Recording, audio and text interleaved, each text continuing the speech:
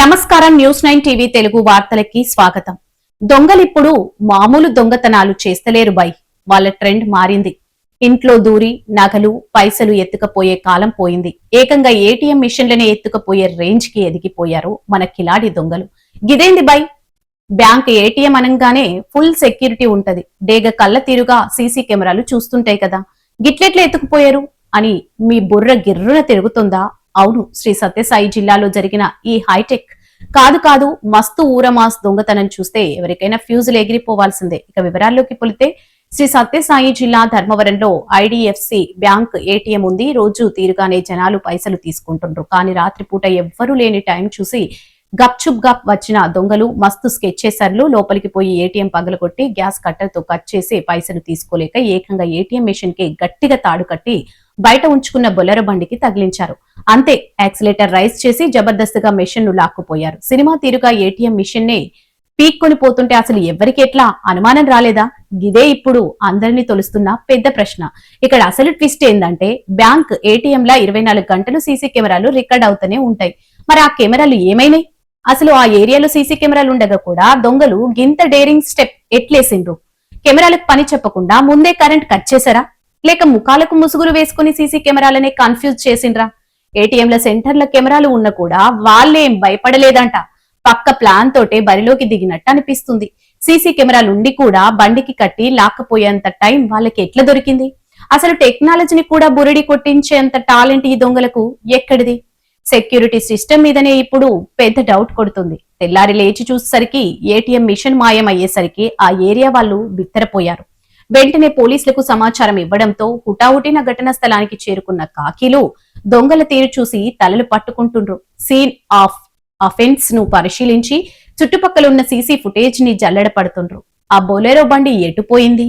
ఏ రూట్లా తప్పించుకుండ్రు? ఆ దొంగల ముఠా వెనుక ఉన్న మాస్టర్ మైండ్ ఎవరు అని ఆరా తీసిండ్రు. ఈ ఊరమాస్ చోరీ వెనుక లోకల్ వాళ్ళ హస్తం ఏమైనా ఉందా అన్న కోణంలో కూడా ఎంక్వైరీ నడుస్తుంది. ఏదేమైనా సీసీ కెమెరాలు ఉన్నా సరే ఏటీఎంలకే రక్షణ లేకపోతే ఇక సామాన్యుల పరిస్థితి ఏంటి?